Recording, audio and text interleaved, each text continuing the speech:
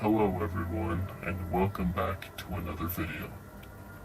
Today we have Los Angeles horror stories. If you like this content and want to see more, be sure to like, subscribe, and leave a comment down below saying what you would like to see in future videos. Our first story today is called Exit Route. Mark had just stepped out of the shower when the power went out.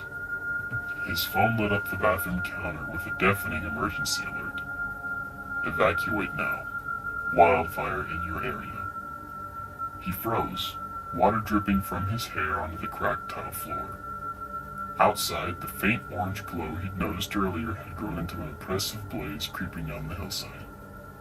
The air was thick with smoke, even inside.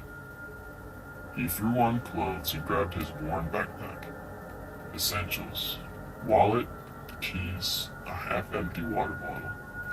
As he zipped it up, the faint sound of a siren echoed in the distance, drowned out by the roar of flames. The hallway reeked of burning plastic. The building, old and creaky, seemed to amplify the heat. The stairwell was his only option. He stepped cautiously, feeling each metal railing sear his palms despite the shirt he'd wrapped around him. The streets below were chaos. Cars were gridlocked, horns blaring as panicked drivers tried to escape. Mark could see ash falling like snowflakes, the air shimmering with heat. A woman ran by clutching a cat carrier, coughing violently. "Where's the closest exit point?" Mark yelled to her. "Highland," she screamed back, disappearing into the haze. Mark's mind raced. Highland Avenue was a 10-minute walk on a good day. Today it might as well be a mile through hell. He turned the corner onto Franklin Avenue and stopped dead in his tracks. The fire was no longer a distant threat. It had jumped closer, devouring dry brush and trees. The heat was unbearable. He shielded his face and pressed forward, his breath shallow as he navigated through the ash-filled air. A pickup truck screeched to a halt beside him. The driver, a burly man with a sweat-soaked baseball cap, leaned out. "Get in." Mark hesitated. The truck was already packed, 2 kids in the back seat, a woman clutching a dog in her lap. There wasn't space, and yet... "No room," the man said, reading Mark's mind. "But head toward Cahuenga. The fire's slower there."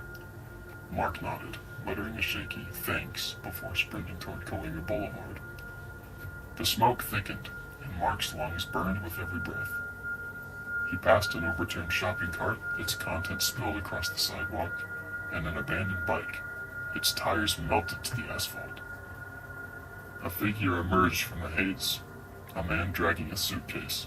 His face was red and blistered, his movements sluggish. "Help me," he rasped. Mark froze. I can't." "Please," the man begged, collapsing to his knees. Mark's chest tightened. He knew the man couldn't make it out alive, but if he stopped the help, neither would he. "I'm sorry," Mark whispered, his voice lost in the crackle of flames. He turned away and ran, guilt clawing at his heels. Fire chased him. Explosions echoed in the distance. Gas lines, maybe. A tree ignited just feet away, showering him with sparks. He stumbled, his ankle twisting on the uneven pavement, but he forced himself to keep moving. Finally, he reached Cahuenga. The street was eerily quiet, the chaos muted as if the fire had consumed even sound. He spotted an overpass up ahead, the concrete structure providing a temporary refuge. Mark ducked beneath it, collapsing against the cool cement. His chest heaved as he gulped down what little clean air remained. Around him, others had gathered, silent, wide-eyed, clutching what little they had managed to save. For a moment, it felt like they had escaped, but then Mark saw it. A flicker of orange in the distance, creeping closer, relentless. The fire wasn't done with them yet. Our next horror story is titled Ashes and Echoes. The first thing Nick noticed was the smell. sharp and acrid, like a campfire gone horribly wrong. By the time he looked out his apartment window, the night sky over the Hollywood Hills was ablaze. Flames licked at the edges of the hills, creeping down to the grid of houses below. His phone buzzed furiously on the kitchen counter. Emergency alert. Evacuation order issued for your area. Leave immediately. Nick grabbed his backpack, the same one he used when hiking Runyon Canyon. Inside, he stuffed a flashlight, bottled water, and his laptop, an afterthought more than a necessity. He threw on a hoodie and boots, his hands shaking as the air outside turned thick and orange. The stairwell was hot, suffocating. Smoke filled the air, stinging his eyes and coating his throat with every breath. By the time he burst onto the street, chaos had erupted. People shouted and shoved. Cars honked incessantly as drivers fought for space in the gridlocked lanes. Nick jogged toward his car, parked a block away. He clicked the fob, but the horn that usually chirped back was silent. He froze, his heart pounding. His car wasn't there. "Where is it?" he muttered, scanning the row of vehicles. It had been towed 2 days ago.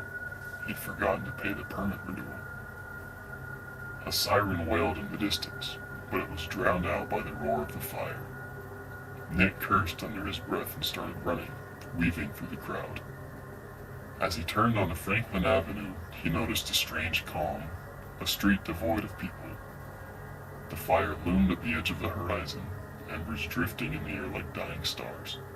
He needed to head west, away from the flames, but his path was blocked by an overturned truck. The driver, a man with a bloodied forehead, staggered out.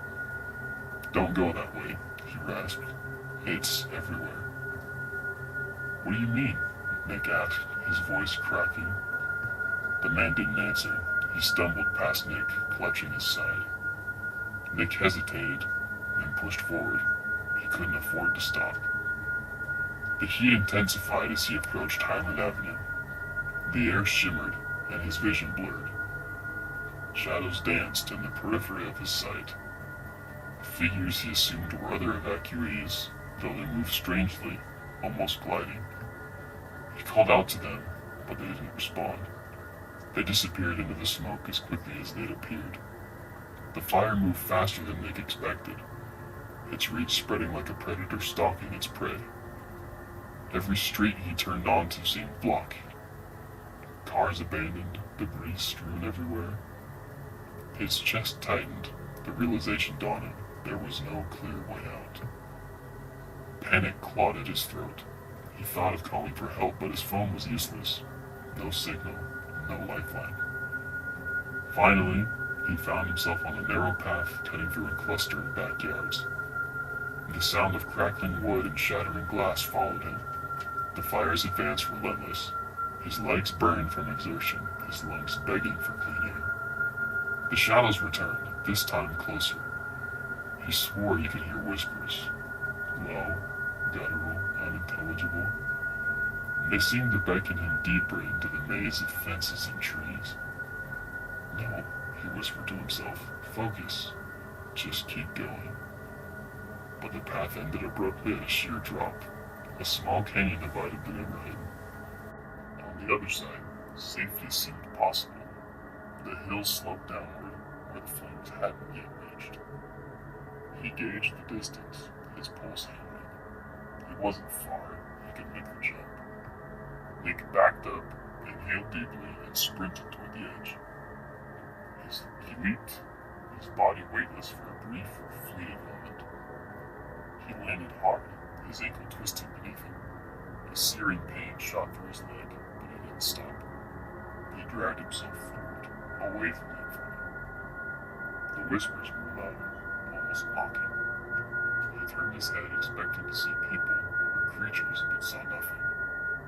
Just smoke and fire. Then, the ground beneath him shifted.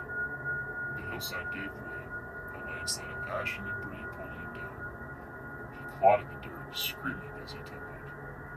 He came to a stop, battered and coughing, at the bottom of the slope.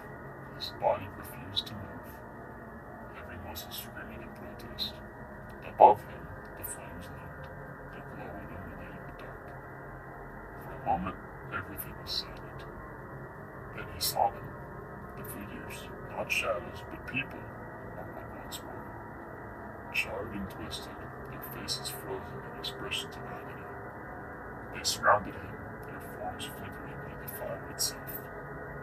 No, Nick mumbled, tears streaming down his sun-covered face. The figures moved closer, their whispers rising into a deafening crescendo. The flames followed, consuming the last pocket of air. Nick's scream was swallowed by the inferno. When the fire finally passed, all that remained was ash. If you guys liked these stories,